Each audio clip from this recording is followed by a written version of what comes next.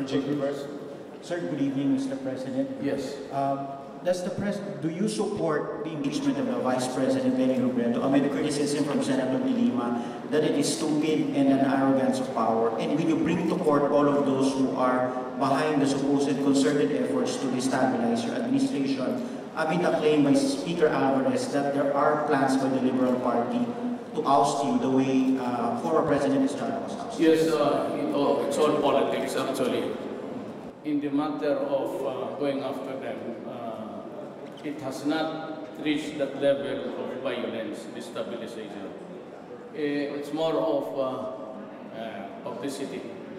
And for as long as it is really a peaceful exercise of the freedom of speech and freedom of the press, there's nothing I can do about it. It's guaranteed under the Constitution. The talk about destabilization, I think, is a bit too, well, it's just an exponential word, actually. It has no limit. But actually, you have to have the kind of situation where there is already violence committed and imposed on the population, whether they are with you or against you. Pagka ginulo nila ang bayan, just like what is happening in Mindanao, if it goes out of hand and children are already targeted for killings, ibang istorya na yan. But as far as just being criticized, I would allow them. I cannot do anything because the Constitution guarantees criticism.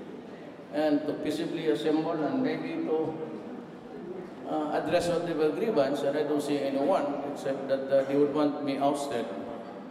Well, that's I said I never denied that in the campaign, in the war against drugs, a lot of people have been killed. I do not deny that, I admit it. But wag naman yung wala akong pakialam that even families. I do not do that.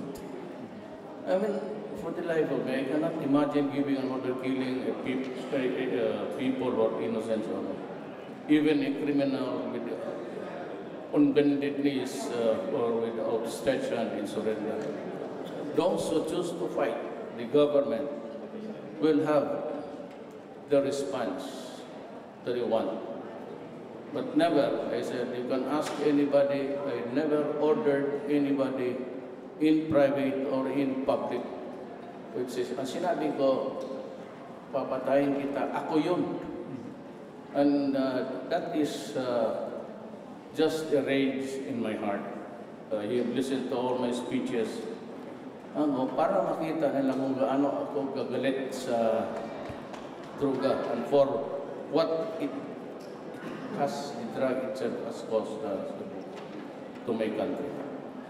And the many hundreds of thousands are already addicts, and those with shrunk brain of no more use to society. Just a burden. Thank you very much. Adano Tingkungko of GMA 7. Good evening, sir. Yes, sir. Good evening. Sir, just to clarify and just to be very clear about it, dahil po nabanggit ninyo ito 2 beses, una kanina po sa Davao before you left, pre-departure press conference, pati po ngayon, earlier dito po sa ating na-address sa Filipino community dito sa Myanmar. Sir, pwede po ba natin ipaliwanag ng konti pa yung inyong ibig sabihin sa sinasabi ninyong parang hindi mapipigilan ang China na ituloy yung kung ano man yung construction sa Scarborough Shoal. Now, this is in light of two things. Yung mga ilang mangingisda sa Subic, Zambales, meron pong hamon sa inyo na ipakita raw po ninyo ang inyong katapangan at maglagay daw po tayo ng watawat doon po sa Scarborough. Another thing is, ito pong si Representative Alejandro, ang nag-file po ng impeachment complaint po laban sa inyo, ay kinoconsider daw po niya na mag-file ng supplemental complaint kaugnay po dito sa Benham Rice. Well, for what? If he wants to fight in China, he can lead I will be glad to send him as the first batch of delegation of Filipinos who want to take the Spratly Islands and all of this will be occupied now. Sige, siya ang mauna. Maraming galit na nangyari sa ganun. Ako, it could be slaughter for the Filipinos to do that. Yung kanyang tapang-tapangan, huwag mo nang do not compare me with you. You're all cowards. Alam ninyo, nakita yung kagitingan ninyo nung nag-mutiny kayo, mga walang hiya kayo. You just disturb the public peace, shouting invectives against government. Warawara kayo ng mga armas doon. Nag-agaw kayo ng hotel. That's the only one that you're capable of doing, to invade the hotel and then thereafter to surrender. Kung ako pakitaan ng mga yabang ka. I mean, ano bang ginawa nila? Yung grupo nila. What have you done to the country? Nothing. Except to make noise. And that really happened during your mutiny. Na hindi kayo kasi you were forgiven by a president na ewan ko. And you enjoyed your freedom now because of one man. But what you did to the country was really something awful. Tapos kayo mayabang, ano pinagyayabang ninyo na you had your chance to show your bravery. Do not shit with me. May panahon na dapat lumaban kayo. Yung itlog ninyo, dumating naman dyan sa bunganga ninyo. Tapos sabihin niya, bravery. Hindi, noon lumaban na sana kayo, pinandigan niyo yung sarili niyo. Don't. If I were you, stop boasting about bravery and all of this thing. You're incapable of doing it. You have had your chance to show to the Filipino. Your bravery was tested, and you failed miserably. So do not talk about bravery and all of these things. You are actually ashamed. Pinag-aral kayo, ginastuhan ng gobyerno, tapos ganun ang ginawa mo sa bayan. Pero sir, yung inyong nabanggit po tungkol po dun sa construction, sa Scarborough Shoal, and yung hindi po mapipigilan. Sir, para lang po sa benefit ng ating mga kababayan na hindi po narinig marahil ng buo ang inyong nabanggit. Ano po ibig sabihin nito? Hindi nga natin mapigilan kasi hindi natin kaya ang China. Hindi nga mapigilan ng Amerikano. In the first place, pag-umpisa pa lang yan, hindi na pumunta ang Amerikano, natakot na. Yun, may mga armas yun, baril, aeroplano, lahat. Ngayon, tinutulak nila ng tayo para magipag-away. And it will be a massacre. First hour pa lang, ubos na yung, naku. We are not in a position to declare war. But I said to China that someday, during my term as president, I will have to confront you about the arbitrary ruling. And that would be maybe during the time when you begin to extract minerals and the riches of what is inside the bowels of the earth. Entitlements lang naman, din ang teritoryo. Ang teritoryo, it is not within, I said repeatedly, it is not within our territorial waters. But what we are trying to achieve is that we are also recognized to own the entitlements. Ang nakuha lang dyan is the economic zone. But yung structures na yan has nothing to do with economic zone. It might impede, but actually it's a construction that would disturb the navigation of the sea. That is why it's very important for China and the rest of the nations, especially the ASEAN, to come up with a code of conduct. Sir, maraming salamat. Jervis Manahan, PTV. Kasi anong believe dyan sa mga in the line of Susmario. Good evening, sir. I'm Yes. Jervis Manan from PTV. Sir, one of your allies in the House of Representatives, the former President GMA, has just been ousted as Deputy Speaker. So do you have any plans of appointing her in your cabinet? No, I don't think she will accept it. She cannot be working under a president when she was already a president. That would be quite a tall order for her to do that. But representing the people of the district of her own province will be somehow acceptable to even everybody. Marami nga silang ganun. Pato yung magtrabaho siya executive department under my direction and control, I said that's a very tall order for her. So I will answer the questions for her also, including mine. Ibig sabihin, hindi tayo darating pa sa panahon na yan. Sir, would you consider her to lead the Constitutional Commission para po sa pagbuo ng federalism in the House? Maybe. Maybe, baka ayaw rin niya. But maybe. Thank you very much. The last reporter is Roy Mabasa, Manila Bulletin. Good evening, Mr. President. Yes, sir. My question was on the relationship with the United States. You mentioned earlier that you're willing to give it all to support your counterpart, Mr. Donald Trump. In that context, I would like to know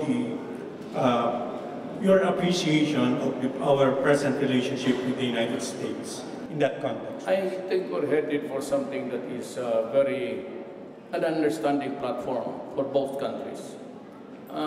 You see, Donald Trump is a realist. He's a guy who knows what is real, what is not. And he does not engage in theory. And even in the matter of the human rights, he takes into account everything. That the view of the United States and the rest of maybe the EU countries are far different from the Orientals. And they are, at face value, what they are now saying is that they want everybody to follow. They're trying to impose their culture and their beliefs, whatever it has gone to. And when in the matter of the gender, there seems to be no, it's always the citizen globally. It does not say anything about being a national or a citizen of this country. And that could be fatal. Because then you impose the rules because he is a citizen of the global countries. You know, you're trying to be a dictator. You dictate upon nations what you believe in.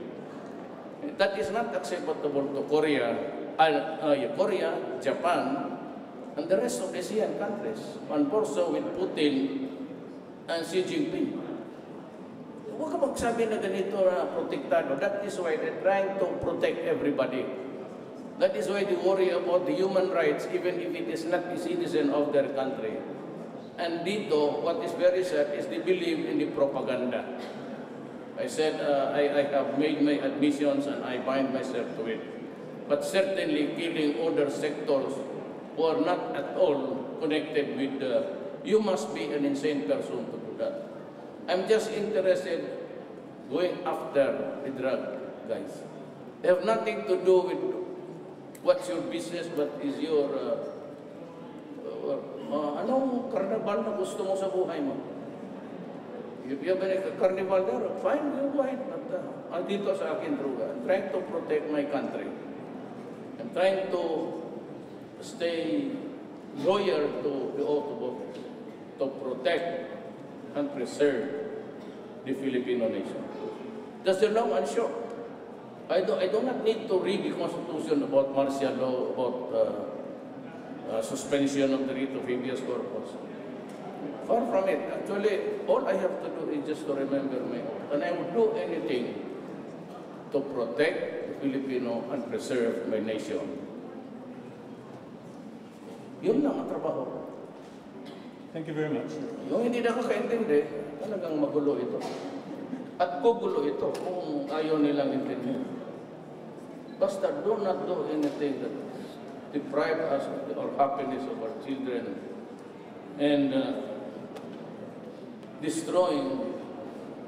Isa lang itong bayan ko. Kung sisirain mo, talagang magigera tayo. And I'm warning the Mindanao guys.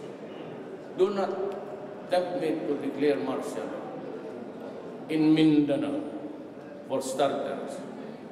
Because if I declare martial law, I will finish every problem of that island. Tatapusin ko na talaga lahat para wala na yung next generation, wala na. At magkakaintindihan na ang lahat, ang Moro, kontento, ang Kristiyanos, kontento sila sa buhay nila. And it's gonna be a progressive island. But if I declare martial law, I will finish all what ails the island. Ayaw ko. So do not force my hand into it. Because if I do, wala nang atrasan. Tatapusin ko talaga. To the last period. So ayaw ko. Do not force me to do it. Okay? Thank you so much, Mr. President. Thank you so much, members of... Salamat po. Thank you so much, members of the press. Good night.